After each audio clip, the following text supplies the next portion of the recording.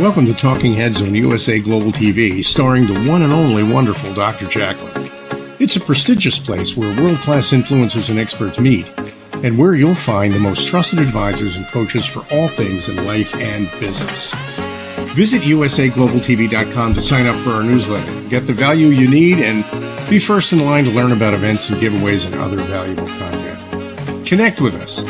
Email Dr. JACALYN at usaglobaltv.com to talk about how you can become part of USA Global TV. That's USA Global TV, where the doctor is always in. Hello, everyone, and welcome to USA Global TV and Radio. I'm Dr. JACALYN KERBECK, and our show today is Aging Gracefully with Humor.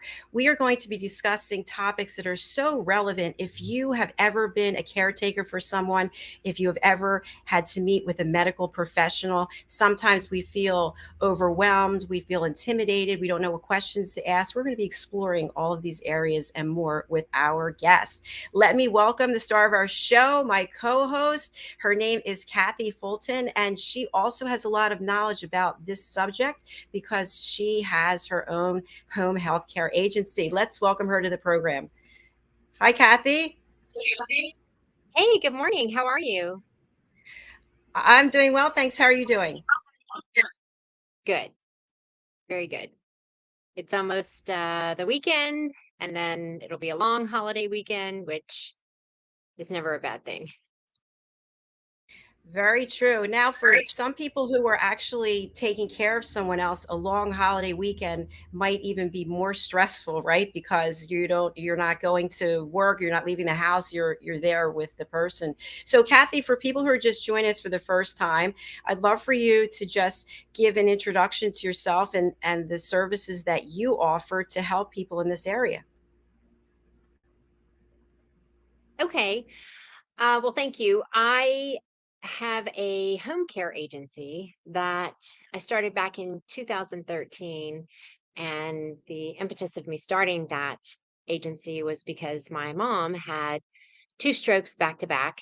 And I ended up being her caretaker because I'm originally from Texas. And so she was up visiting me from Texas in Virginia.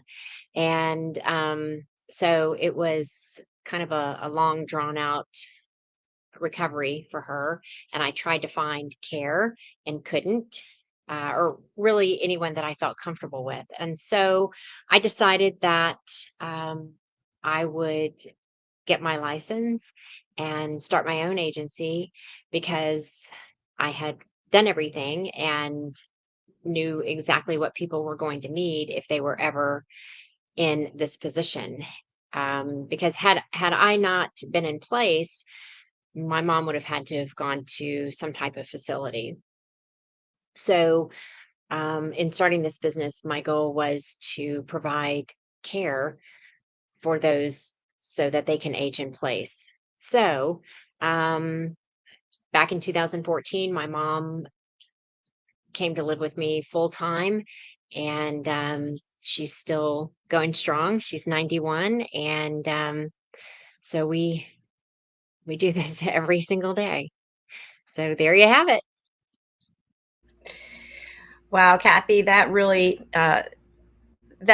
is so incredibly wonderful of you. There are many children who choose not to take care of their family member, and you not only do that, but you also offer the opportunity for people to have a place to go. So I think it's just a beautiful thing all around.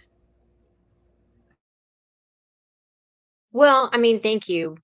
Um, I'm human. I have good days and bad days, so I'm trying. I'm trying to give her the best life that I possibly can. So, but not everyone is, after all the clients that I've had, everybody's in a different situation, and not everyone is wired to provide care. It's just not who they are, and it would just go against every grain in their body if they were the caretaker. So that's when an agency is a good fit. And we match caregivers with people every day. So, it's just, it's a balancing act, I believe, for people. So, Thank you so much for sharing that. You brought a wonderful guest who's going to enlighten us in a number of ways on the subject of being a caregiver and what do we do so we don't have that burnout feeling. How do we work with healthcare professionals? Tell us a little bit about how the two of you connected, please. so I met our guest via, I guess, a mutual friend, you would say. He and I were talking about home care agencies, and he was actually a guest on our show. And he just he, after the experience that he had, he emailed me and said, "Hey, this person was on my podcast, and I think she might be a really great fit for your show." So I really appreciated that, and reached out to her, and we had a what I would consider a great Zoom call, and found out that even though I'm much older than she, that we've lived kind of parallel lives. And I was just sharing my background, and so we've kind of gone along the same path, which it's fun when you're talking to someone and they're like, "Oh yeah, that happened to me too." So so anyway, yeah, I think this will be great information for our audience today. Fantastic. Well, without further ado, our guest today is joining us from Texas. Her name is Erin Galyean, and she is the author of Badass Advocate. So let's welcome her to the show. Good Welcome. morning, ladies. Thank you for having me. Kathy, what a sweet introduction. We did hit it off, didn't we? I mean, I thought we did. I felt like I'd known you for forever. So, yeah, I couldn't wait to have you on. I'm excited to be here. Thank you. Thank you so much, Erin. So, Erin, tell us a little bit about the title, Badass Advocate. Where'd you come up with this and what is the significance? You love that title, don't you? Yes. So yes, the significance actually is when I came up with that title is kind of ironic because when I was a patient advocate, I didn't feel like a badass, but I wanted to empower others and give them some tips so they can feel like a badass advocate. I think that's really important when you are a family caregiver, or even if you're not the caregiver and you're advocating for someone. So in my situation, and I'll tell my story, I wasn't the patient's primary caregiver, but I was her advocate. And so that's really important that you feel that you have some control over a situation where you feel powerless. Yes, absolutely, Erin. I really appreciate you sharing that today. And to put yourself out there Mhm. with this information that you share, I'm sure there are healthcare providers going, "What?" Or, medical people in the medical field just saying, "Oh my gosh." We need this kind of information because it feels like sometimes that we're literally butting heads and we're on opposite sides of the fence, and it should be we're all on the same team. What are your thoughts about that? I agree. And you know what? I've actually had a lot of positive feedback from healthcare providers. So, and they say it's needed because they also see family members as part of the team. It's part of the support. And if your loved one is hospitalized, for example, at some point they're hoping they'll be discharged.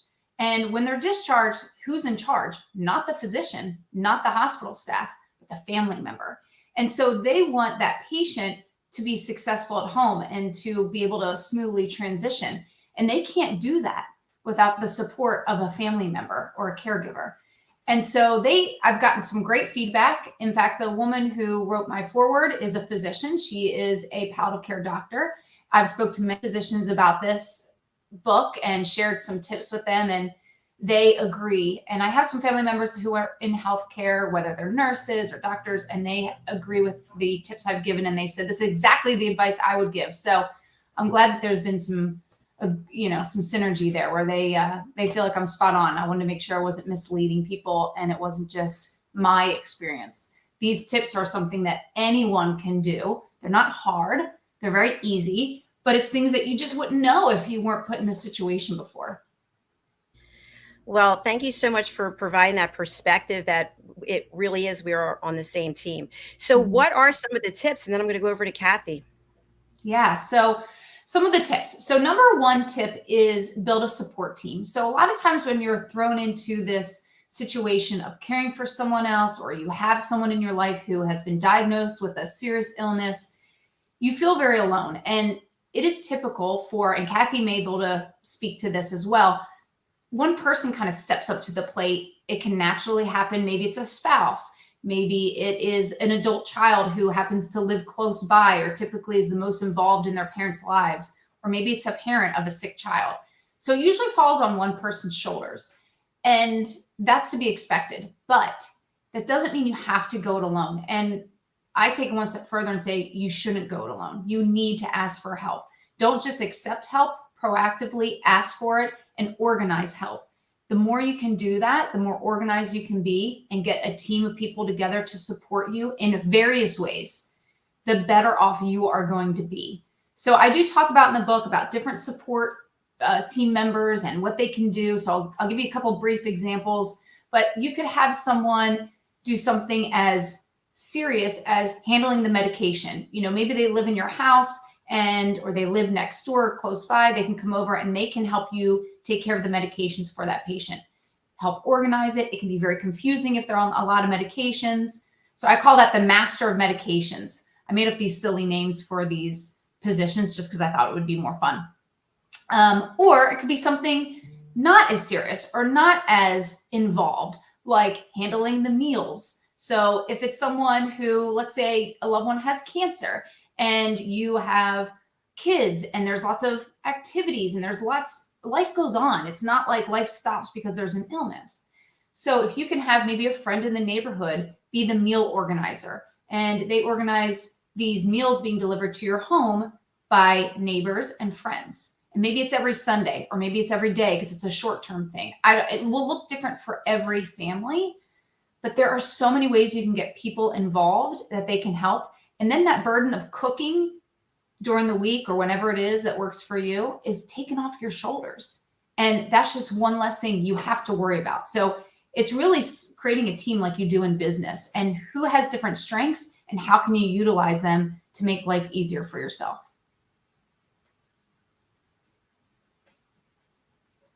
Yes. Kathy, would you like to comment? Yeah, no, I think that that's a great approach. Because in my situation with my mom, I pretty much have to do everything because there's just not much of a support system. And even when people have really good intentions, let me back up. I mean, like I said, I think that that is a great approach. However, if you're going to adopt that approach, like in my situation, um, I've had to come up with a plan, not only a plan A, but B, C, D, etc.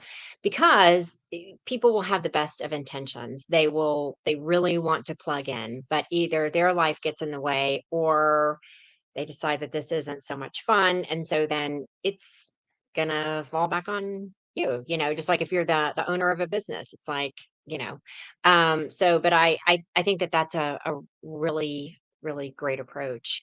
Um, ha- I'm just wondering, can you tell us how you got started with all this? Because I believe that there's a very compelling back end story. And would you be willing to share that? Of course, yes. So my story really starts from a long time ago. Back in 1997, my father, Mike, was diagnosed with non-Hodgkin's lymphoma.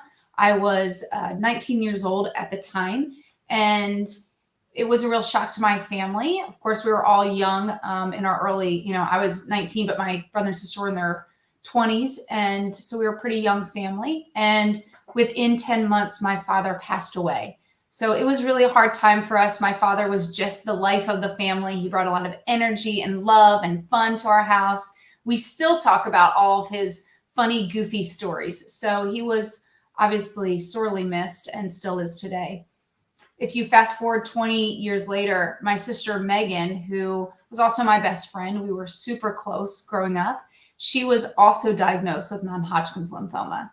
Megan was always really healthy. In fact, in her adult life, I don't think she ever took a sick day from work. I mean, I typically take 2 or 3 a year because you get colds or COVID, but not my sister. She just was always so healthy. She was a former college athlete. She played field hockey and lacrosse. She was a very active and involved mom.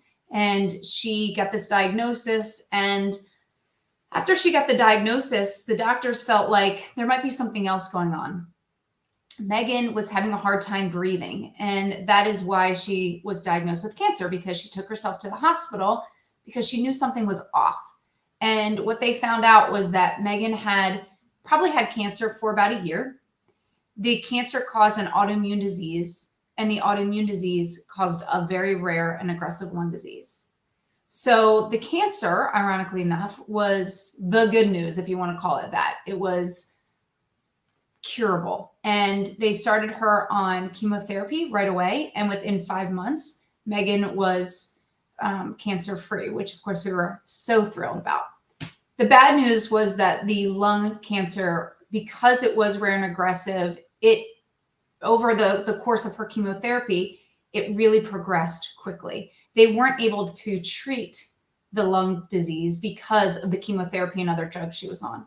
So that was like worst case scenario. It just gave it time to progress very quickly over that 5-month period.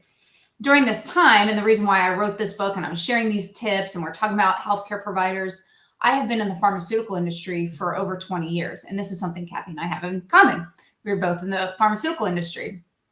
And so when you're in pharmaceutical sales, you learn a lot about speaking to physicians and how to handle, the healthcare system and what that's like. And you become very intimate with this whole process. Since last 10 years, I have been in learning and development. So I train pharmaceutical reps how to do this, how to speak to physicians, how to handle difficult conversations, how to overcome objections. A lot of these things that I teach transfer very easily over into advocating for a patient.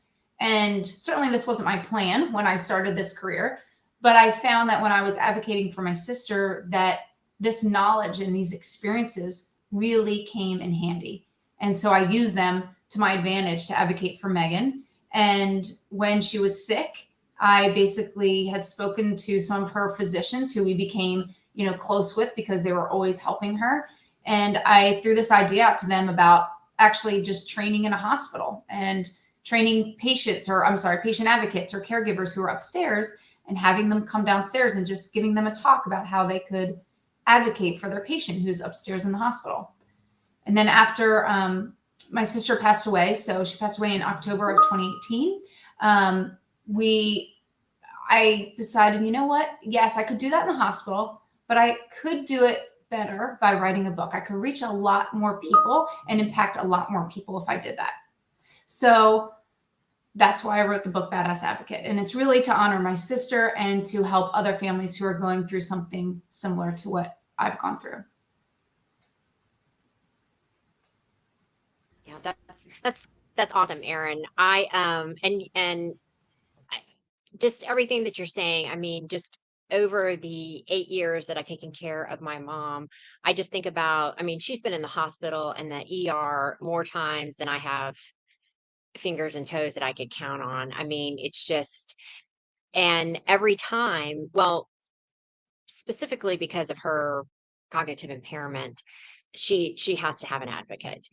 And but as helpful as healthcare, I really believe that is their intention, that they really do want to help. If you don't have someone in charge of, or that can be the advocate for your loved one or your friend or whatever, I would say oftentimes we would have left either the ER or the hospital empty-handed. And what I mean by that is things wouldn't have been treated correctly. And I'm sure after this many years, particularly of her being up here in Virginia, I'm sure these people don't they probably cringe when they see that my mom's been checked into the hospital, because I mean, my thing is, okay, I'm going to be nice. I will be respectful, but when I see this going off the rails, I I address it before it happens. And a lot of people that are put in the position of being an advocate, they're like, well, I don't want to step on any toes. Then don't be the advocate, because you're doing your loved one or your friend a huge disservice. I know that I have made several enemies when I've left a hospital, but quite frankly, I don't really care. It's, I mean, my thing is, if you can't take it that I'm calling you out on something, then get a different job, or just don't deal with me. Give me somebody else. Give me somebody else who will do the job correctly. And I do agree with you 100% in part that perhaps I would, if I hadn't been in pharmaceutical sales, perhaps I would be meek and mild when it comes to this. Um, with all the training, I mean, like, I sold over 41 different drugs and called on, probably, I do believe, every specialty. And that in itself, I mean, just being in your 20s can be kind of intimidating, because physicians are put up on a pedestal, right? That's never going to change. And so it can be intimidating to approach them about your products. And but I agree that the training has taught me and has given me just a lot of skills in, because the hospital is the hospital. It's really, I don't think the dynamics are really going to change. So I think that this is really great advice. I do wish that I understand about you saying that, putting it in a book, you can reach a lot more people. I wish you would do something like teach an online course, or something like that. Okay.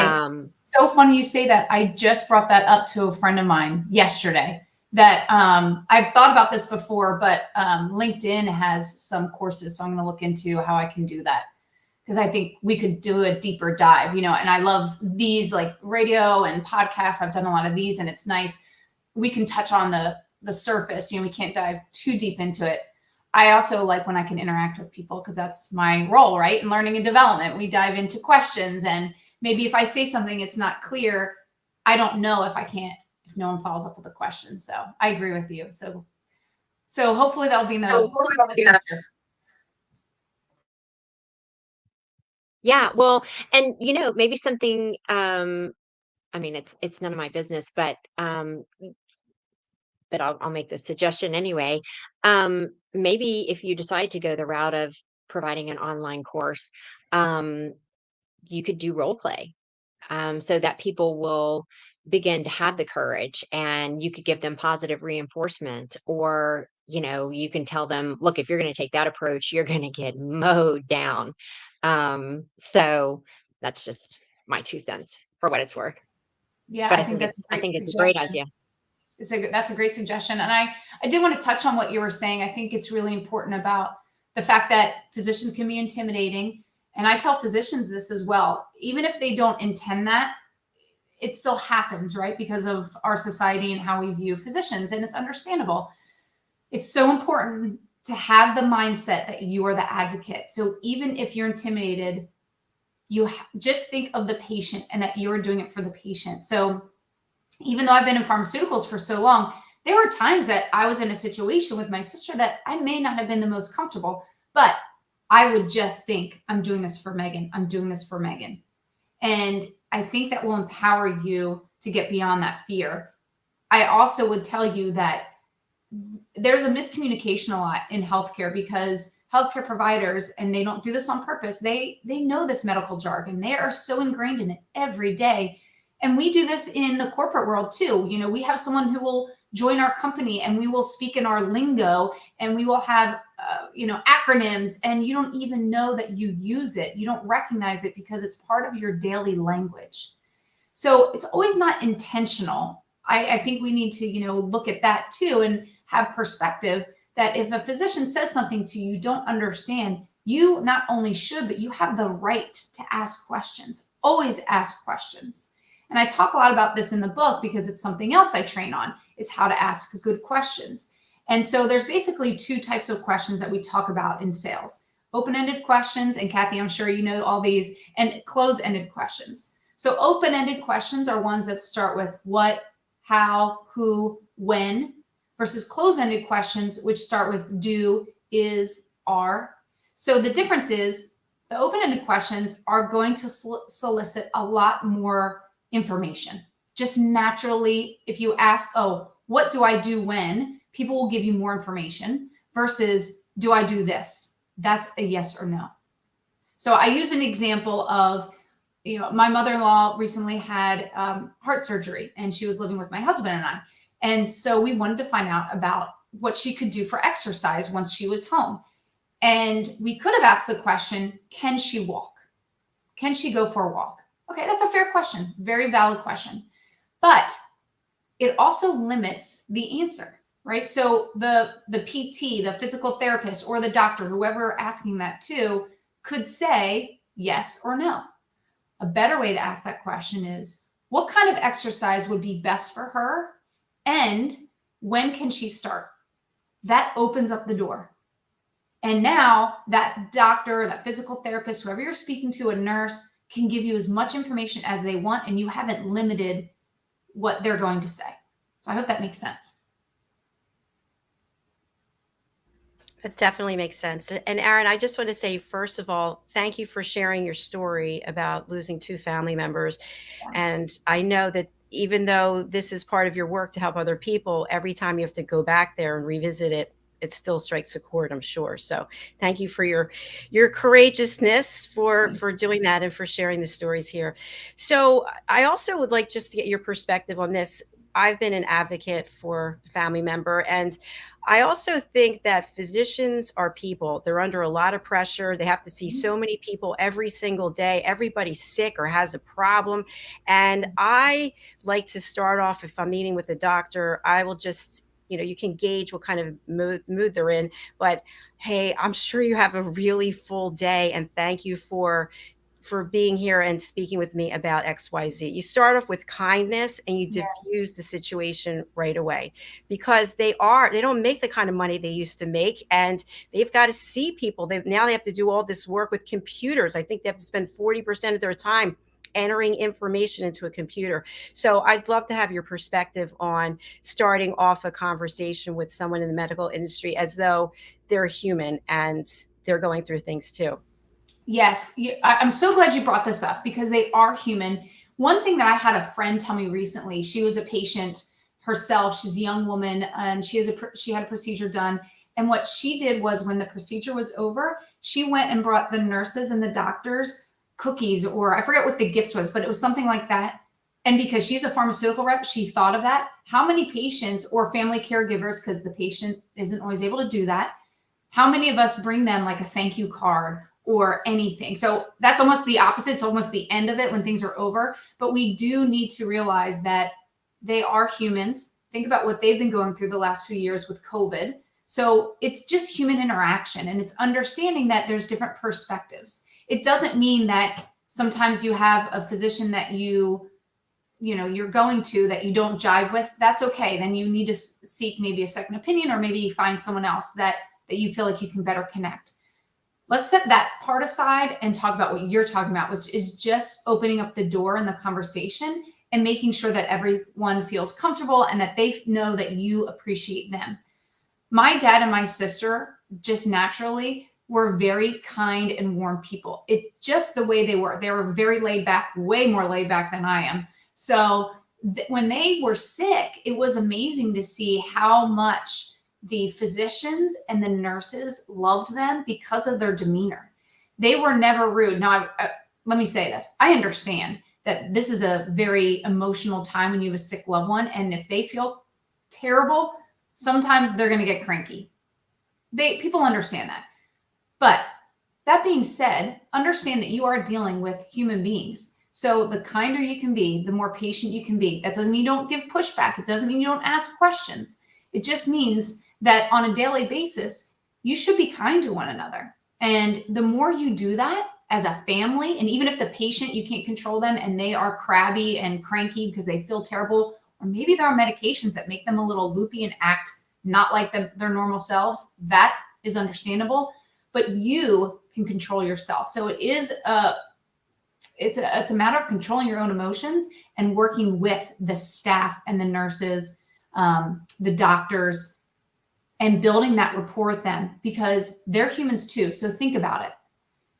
Even if they're supposed to spend a certain amount of time with every patient, if you are someone that they look forward to seeing and enjoy, do you think naturally they're going to spend a little bit more time with you and answer your questions and be more open versus someone who is rude and aggressive?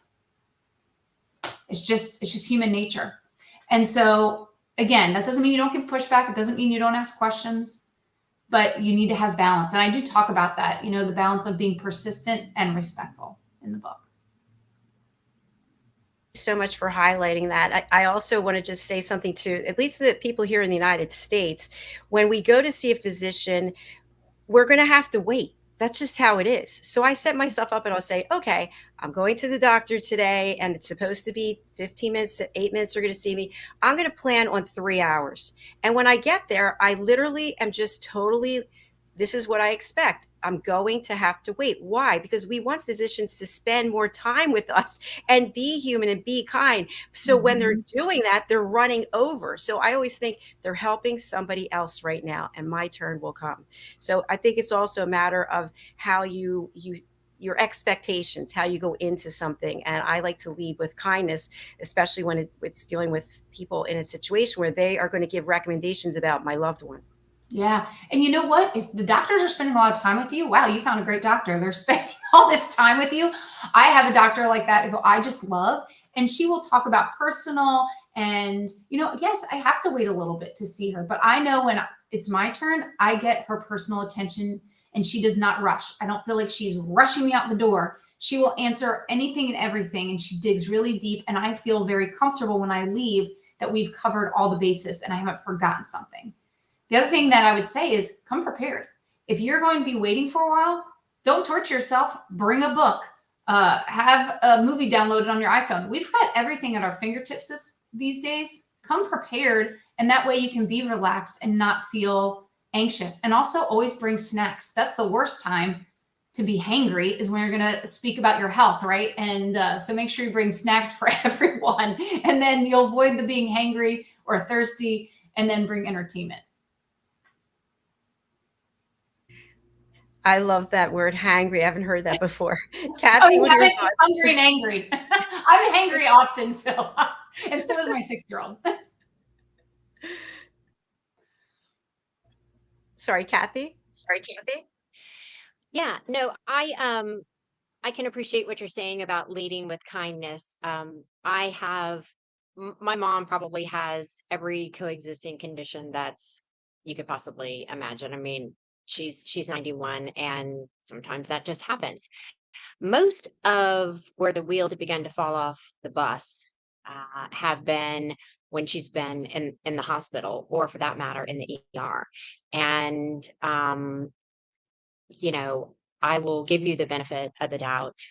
But by the time that I'm in the second paragraph and she hasn't been given her medication that day, and I've been telling you, I've been asking you, I've been giving you examples of what will happen if she doesn't have this medication or that medication, then things begin to get a little bit heated. So either I have really too high expectations and I need to pull back some, but it's just almost as though if I don't become very assertive, then my mom does not get the care, what I would consider the proper care.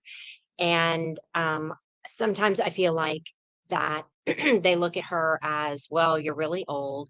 And we have other patients that are younger and have a much better opportunity of recovering more quickly and getting on with their life. And, you know, so I'm very mindful of those things. And maybe I'm just overly protective, but I mean, like the last time that she was in the hospital was in the fall, and I know that she entered with both of her hearing aids. Well, from switching her from the trauma unit to a regular room, one of the hearing aids was lost. Okay. She can't hear, folks. I mean, it's a problem.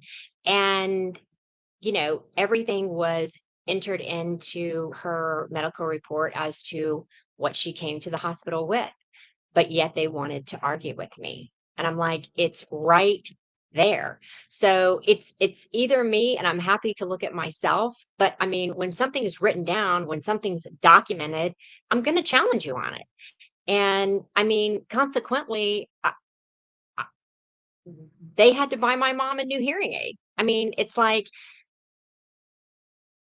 I don't know, maybe I just should learn to let things go. But it's like, I just know if I treated people some of the ways that she's been treated, people would be very confrontational with me. So, I mean, like I said, I get being very kind to your physicians. And my mom has great physicians, but they know me, and I understand that they're busy. I'm busy too. I understand that they're very stressful, that they have very stressful lives. So do I. And at the end of the day, I'm paying you for a service. So I mean, that's the way that I look at it, and I just expect I expect them to be on their toes, and I expect my mom to have really great service. So maybe I'm sure if there's any physicians, they're putting us on the do not make an appointment with this woman. But that's just my baseline, and I don't know. I have a hard time moving the needle from that. So. So, and I don't think you're wrong, Kathy. I think there's two sides to it, right? So there's the one that's your regular demeanor and how you interact. And that's what I think you're saying, is that when you go to the doctor's office, you have a good rapport.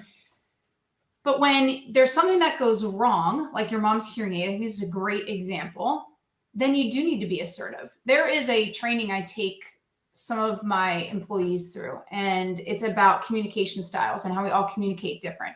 And you used a word that stuck out to me, which is assertive. And assertive is a positive word. So and that's why I think being a badass advocate is you need to be assertive. Where it goes wrong is the opposite, or the flip side of that, which is aggressive, right? And I'm not saying that you are aggressive, because I'm not there with you. So just for those listening, be aware of, are you being assertive or are you being aggressive? And when someone else sees you as aggressive, what happens is they will be turned off and they will not likely help you. But being assertive is a great thing. It's a wonderful thing. And as a badass advocate, you need to be assertive. So your mom, they lost her hearing aid. Yes, you need to be assertive. You need to tell them that they lost it and not let them bulldoze you and try and convince you that they didn't. And it was written down. So that's wonderful that you had actual proof there. And then on top of that, getting them to pay for it, which I'm sure was a real pain in your neck, because I'm sure that wasn't easy. So the healthcare system is not perfect. And what we were talking about earlier, it's not all roses and it's not all great conversation. It's really difficult and it's challenging, and everyone is emotional, and it's heartbreaking and overwhelming. It's all these things. So I think what I like to tell the audience is just be aware of your emotions. And there are some times that we overreact to certain things, not the hearing aid, but some things that are not as big of a deal. Fight the battles you need to fight. The ones like the hearing aid, that's something that's really important. That's not something minor. My sister had one where she had a drug that was approved by the FDA specifically. You have to get FDA approval for her. I'm sorry, not FDA, CDC had to approve it for her to take it. And so at the hospital, they forgot to give it to her for a few days. And thankfully my mom caught it, I mean, that's a big mistake. That's why you need an advocate. That's why you need a voice. That's why my mom is paying attention and has her own notebook with everything written down. So when things are missed, she's the backup. She is the one that says, no, this isn't right. Or if I was there, or my brother or my brother-in-law, we could speak up and be my sister's voice. So I don't want you to think that you're wrong. I don't think that at all. I think being assertive is a beautiful thing. And look, your mom's 91, so you're obviously doing something right. You're taking great care of her. So you should feel good about that. Erin, I was just going to ask you to share. I found that this approach really works well. If you have a loved one in the hospital, you can actually bring in, well, this is before COVID. I think you can do it now again. You bring in food. You could do something nice, some act of kindness to recognize the people in the hospital, because I do think, I know when my dad was in the hospital, he needed to go to the bathroom and I couldn't lift him up. I was actually staying there in the hospital with a bed brought in. And I literally had to run around, literally running, looking for people to help. And there weren't enough people working overnight. It was like 2:00 in the morning. And then I finally found people, at 2 women, and they were exhausted. I felt so badly for them. What was I going to do? Yell at them? My dad was already yelling at me. And I thought, they're doing the best that they can. And I nicely said, could you please come and help me? And so they did. So I just think if you recognize people for the fact that it's a tough job to begin with too, then you'll get better treatment from them. Yeah. And you know what? I'm so glad you brought that up, because you just triggered a memory for me. A lot of people, if your loved one is in a hospital right now, ask someone on the staff, and I'm blanking on what the name of it is called. There is a form you can fill out for the hospital. Now, maybe not every hospital has this. I think most of them do. Maybe there's some rural hospitals that don't have this in place. I doubt that. But where you can give feedback for the nurse, the doctor, and it's kind of giving them like a 5-star review and like a Yelp review, but within the hospital. And that way their superiors see it. I think what a gift that you're working so hard at work, and someone who actually is distressed and in a difficult situation recognizes you for your hard work. I did that for a few of my sister's nurses who they went above and beyond, and they did things that they didn't have to do. They loved my sister. They loved their job. They were so caring, and we were so grateful for everything that they were doing for us. Because, they're not just doing it for us. They're doing it for the other families down the hall too. So, it's great to recognize them. The patient can't really do that most of the time. They don't have the strength. So just take that few minutes to recognize them and submit. It's not called a recommendation, but I don't know what it's called. A review, I guess. A 5-star review, I would call it. That's a great way to do it. I'm so glad you mentioned that. I sold employee recognition programs for 19 years, and it's all about recognizing people, lifting people up. And there's something to be said. If you just go in with the approach, you're going to bash someone over the head, it's not going to work too well. But if you say something positive, if you thank them for something, and then to your point, in a non-aggressive but assertive way, hey, this is what's going on. How can we work together? How can this be rectified? So I have pulled up your website, and I'd love to share it if you would appreciate that, if that would work for you. That'd be great. Okay, fantastic. All right, so I'm going to share my screen. Okay. And let's take a look. So if you want to walk us through this, I'm over here on the website. Absolutely. Yes. So the about on the top left, you've got about my story, which you just heard, and I explained how the website works, just because I think sometimes all websites are set up differently. So I kind of explained, how you can click around the website. This was important for me to do because I feel like as caregivers, we have limited time, and we don't have time to just click around and like hang out on the internet. So why don't I give you a cheat sheet? Free resources is really my favorite part, because this is where I really support you. There's an action guide, which you fill out a quick form and it'll get emailed to you. And there's some great tips on there of how to be a badass advocate. Resources. So these are resources that my family used, and I give them to you for free. You can download them and use them. There's tons of ways to do the same things, but I'm just trying to help people make it easier on you. So you don't have to start from scratch when I've already done work. And then the last one under free resources is reliable links. And there are so many great companies out there. And I feel like when you're in the midst of caregiving or advocating, it's very overwhelming. So I just give you some of my favorites, some that I've stumbled upon or maybe we used. On there, if you scan down a little bit further, it's about, there's a lot on here. There's some about medical research. And basically, because I'm in pharmaceuticals and I train reps, we use certain websites. This one, Diseases, Medications, and Physicians. I think it's under this one. Yeah.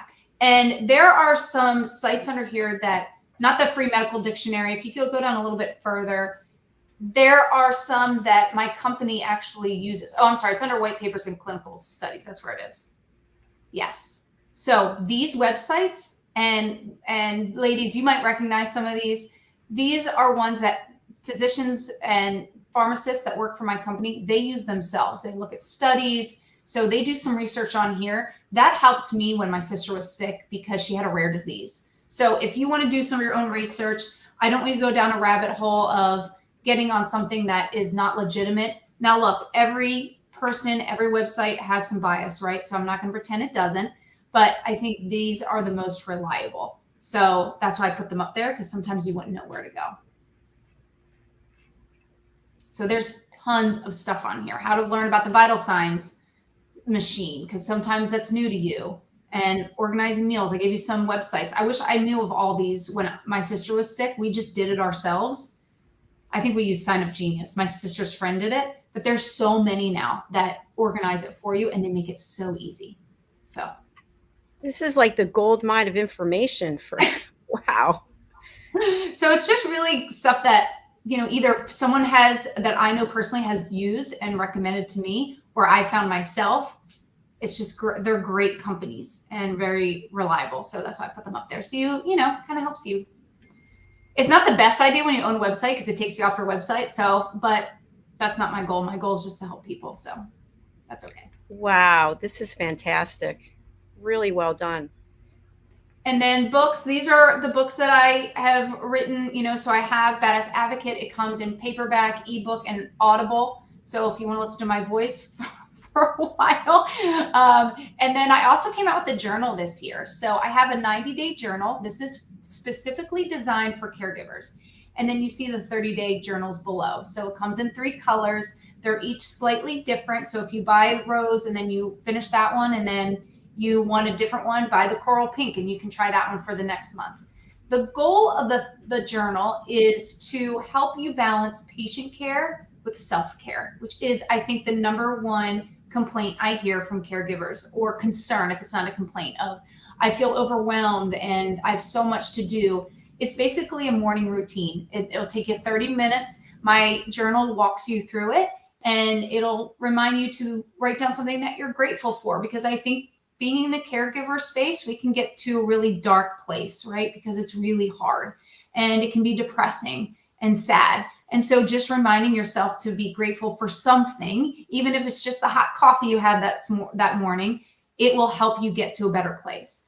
So that's one aspect of it. I ask you some questions in there. Every day there's a reflection question, and sometimes they're really challenging, and it's all about your feelings and what you're going through. And I'm hoping that some of these questions will also help you to connect with the patient, because not all of us are like my sister and I. We were best friends. Sometimes you're taking care of someone who you're not best friends with, who maybe frustrates you or annoys you, or you've had a poor relationship with most of your life.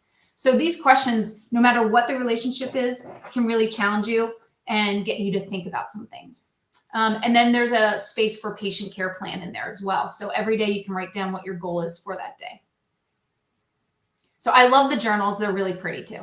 And then I've done a bunch of podcast interviews. So I will obviously put this one up there. So I just have links because we talk about different things. Every podcast interview is different. The blog is actually guest bloggers. So I meet so many people like the two of you who are involved in caregiving, have been caregivers, are experts. And these are people that have either been the caregiver or a patient, and they are basically sharing their story and giving advice. And really interesting people. And so I just, if anyone hears this and wants to be part of that, I love for people to share their story, because I don't have all the answers. And together, I feel like I had an old boss that said all the answers are in the room. And so I feel like if we can come together as a caregiving community and just share our knowledge and what we've learned, how empowering is that? So lots of good stuff in there. And then I obviously do public speaking. So that's the last tab. And if anyone, is looking for a keynote or anything, these are some of the speaking I've done in the past. And so I'm open to doing that. Some that come in the future. And that's where you can find me.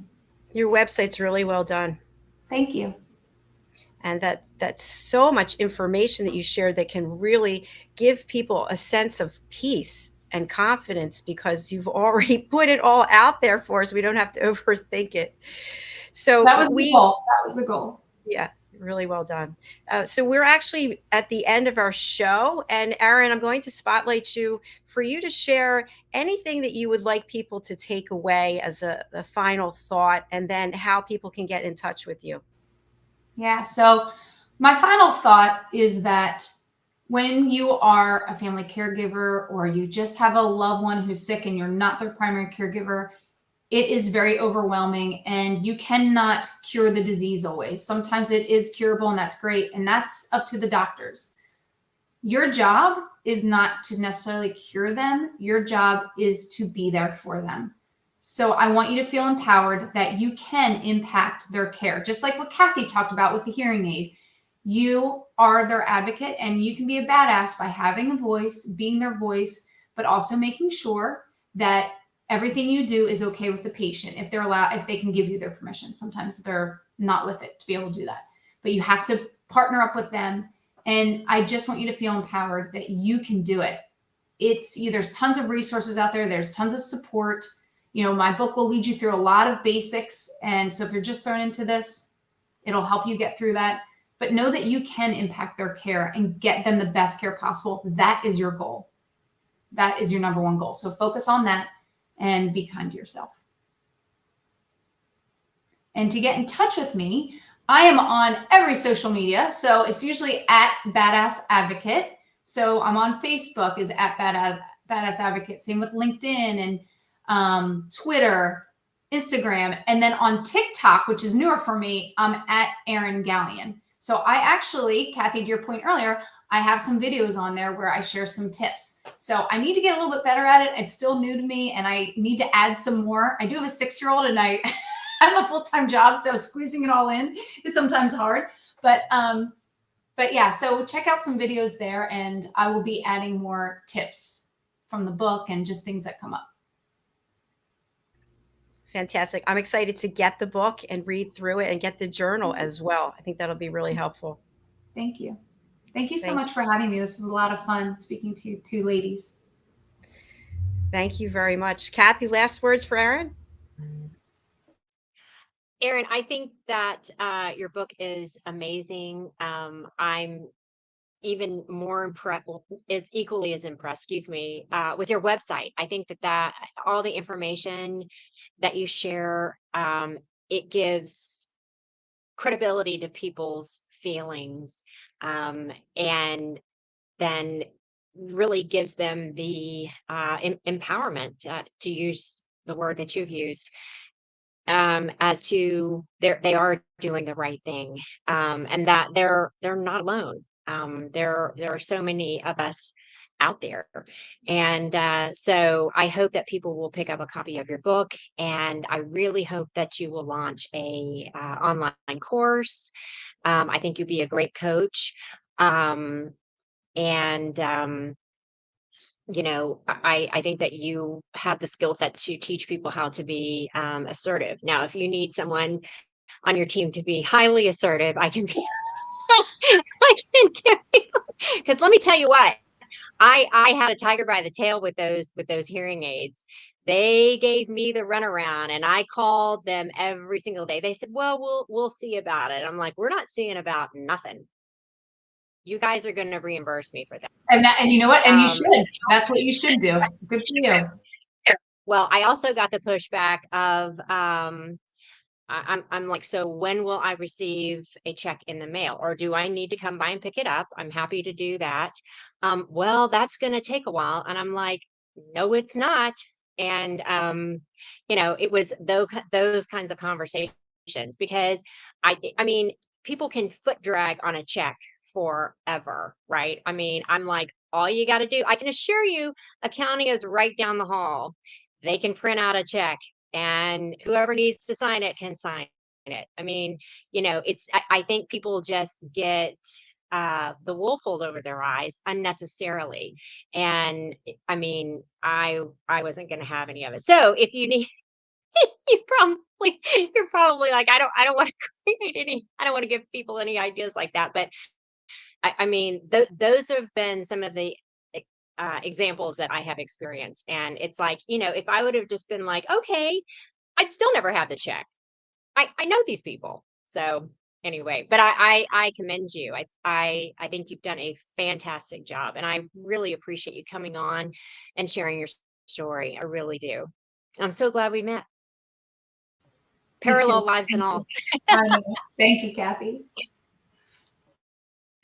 Thank you so much, Erin. It's been a pleasure. You brought so much value today, and I just love your whole demeanor and your approach, and congratulations, and I wish you continued success. Thank you so much. It was nice meeting you. Nice meeting you too. Bye for now. Kathy, over to you to give your contact information and how people can reach out to you. Yeah, thank you. Well, if you need caregivers for while you're trying to keep your loved one at home aging in place, you can reach out to me on my email, kathyfulton1965@gmail.com. Or if you want to call, feel free, 703-402-1172. Thank you so much, Kathy. And I'll close out the show and see you shortly.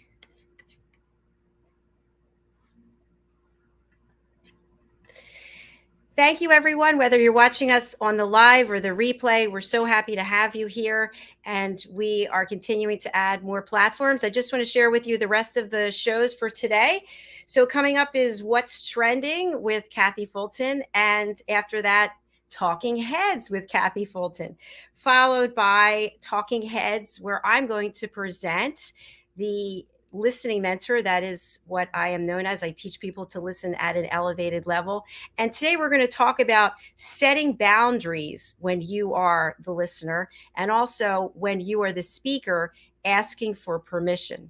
So we'll talk about that. And then following that is the Corner Bookstore, followed by the Film and Music Show, and then the Wise Ones. And our final show of the day, Talking Heads with Red O'Loughlin, is not going to be taking place today. Red has the day off. If you would like to be a guest on any of our shows, please go over to our website, usaglobaltv.com, book your session.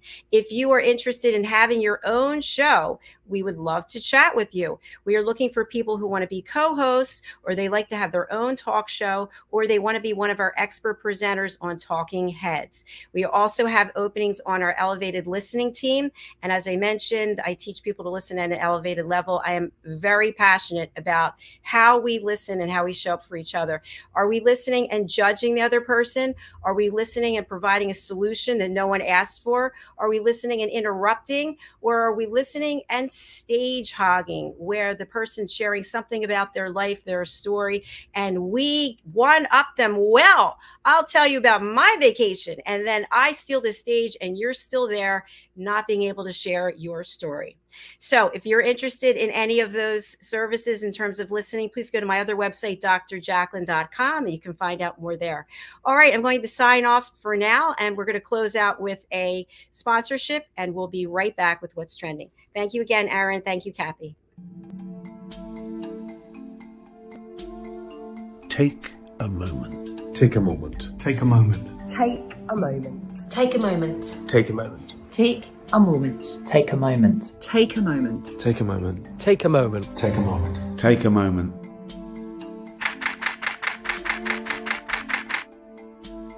So I've had the privilege of photographing some incredible people over the years, and during each shoot I've asked the subject to close their eyes and take themselves to a peaceful place just for a few seconds. I've found that this really helps to refresh the energy between the camera and the subject. They had an energy that was quite special and quite different from the rest of the shoot. The collection grew, and now it feels the right time to use it for something good. I think it'd be amazing if we could help to raise awareness and involve people in the discussion about mental health. So what we're asking to do is for everyone to upload their own self-portraits. All of these portraits will become part of a massive artwork. I'm really excited to see this project go from hundreds of pictures to thousands of pictures. Essentially, an ever-evolving artwork that says we're all in this together. Close your eyes and take a moment.